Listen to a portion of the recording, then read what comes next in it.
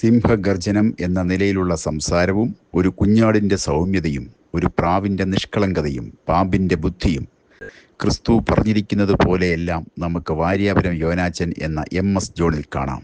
വാര്യാപുരം യോനാച്ചൻ്റെ ശവസംസ്കാര ശുശ്രൂഷയിൽ തൻ്റെ സഭയിലെ ശുശ്രൂഷകൻ സാക്ഷ്യം പറഞ്ഞ വാക്കുകളാണിത്. പാപജീവിതം വിട്ട് മാനസാന്തരപ്പെട്ട് ദൈവസന്നിധിയിൽ മുട്ടുകുത്തിയ നൂറുകണക്കിന് പേർ വാര്യാപുരം യോനാച്ചൻ എന്ന ദൈവഭൃത്യൻ്റെ പ്രവാചക ശുശ്രൂഷയുടെ നേർസാക്ഷ്യങ്ങളാണ്.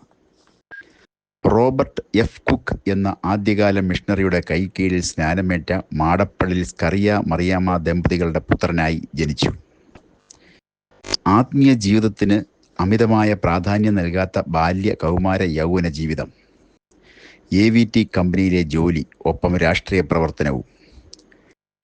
1951 ആത്മീയമായി പക്വതയും പാകതയുമുള്ള മേരിക്കുട്ടി എന്ന യുവതിയെ സഹധർമ്മിണിയാക്കി.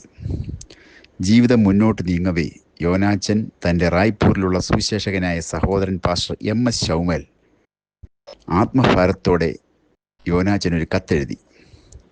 ആ കത്ത് ഇങ്ങനെയാണ്: പ്രിയ യോനാച്ച, ഇപ്പോൾ നീ സഞ്ചരിക്കുന്ന വഴി ശരിയല്ല. നീ കർത്താവിനെ അറിഞ്ഞ് അവനെ രക്ഷകനായി സ്വീകരിക്കണം. ഇല്ലെങ്കിൽ നിങ്ങൾ നരകത്തിൽ പോകും, നിത്യമായി മരണപ്പെടും.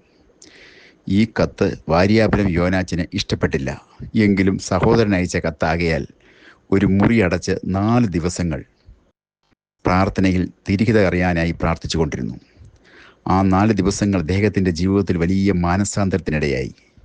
തന്നോട് നീരസമോ പിണക്കമോ ഉള്ള എല്ലാവരോടും അദ്ദേഹം മാപ്പപേക്ഷിച്ചു. പരിശുദ്ധാത്മാഭിഷേകം പ്രാപിച്ച് വ്യത്യസ്തമായ അന്യഭാഷ സംസാരിക്കുമായിരുന്നു. പിന്നീട് യോനാച്ചൻ റായ്പൂരിലുള്ള പാസ്റ്റർ M.S. ശൗമേലിന് മറുപടി അയച്ചു: എനിക്ക് കത്ത് ലഭിച്ചു. ഞാൻ പരിശുദ്ധാത്മാഭിഷേകം പ്രാപിച്ചു. ഇനി സ്നാനമേൽക്കാൻ ഞാൻ ആഗ്രഹിക്കുന്നു. സഹോദരൻ വന്ന് എന്നെ സ്നാനപ്പെടുത്തണം. Pastor M.S. ശൗമേൽ ആദ്യം അത് നിരസിച്ചെങ്കിലും വീണ്ടും ആവശ്യപ്പെട്ടതിനെ തുടർന്ന് റായ്പൂരിൽ നിന്ന് നാട്ടിലെത്തി യോനാച്ചായനെ തൻ്റെ 33-ാമത്തെ വയസ്സിൽ സ്നാനപ്പെടുത്തി. തൻ്റെ പ്രവാചക ശുശ്രൂഷ മറ്റുള്ളവർക്ക് ഗുണകരമായി തീരണമെന്ന് അദ്ദേഹം ആഗ്രഹിച്ചു. ഒരു വിഷയം ഏറ്റെടുത്തു കഴിഞ്ഞാൽ ആ വിഷയത്തിൽ വിടുതൽ കിട്ടാതെ പ്രാർത്ഥനയിൽ നിന്നും അദ്ദേഹം പിന്മാറില്ല എന്നതാണ് അദ്ദേഹത്തിൻ്റെ പ്രത്യേകത.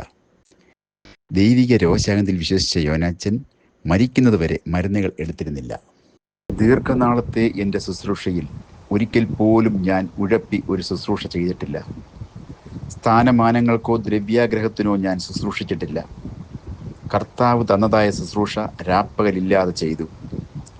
ഇനി എനിക്ക് എൻ്റെ സ്വന്തം വീട്ടിൽ ചെന്നു ചേർന്നാൽ മതി. അവസാനമായി യോനാച്ചൻ പറഞ്ഞു. 1930 ജനിച്ച് 1994 നിത്യതയിലേക്ക് കടക്കുമ്പോൾ അനുഗ്രഹിക്കപ്പെട്ടൊരു ക്രിസ്തീയ ജീവിത സാക്ഷ്യം നിലനിർത്തിയ പ്രവാചകൻ, പ്രാർത്ഥനാ പോരാളി എന്നീ നിലകളിൽ പെന്തക്കോസ്ത് ലോകം അദ്ദേഹത്തെ എന്നും ഓർക്കും. പെന്തക്കോസ്ത് സഭ ചരിത്രപരമായി കൂടുതൽ അറിയുവാൻ ഞങ്ങളുടെ ഈ ചാനൽ സബ്സ്ക്രൈബ് ചെയ്യുക.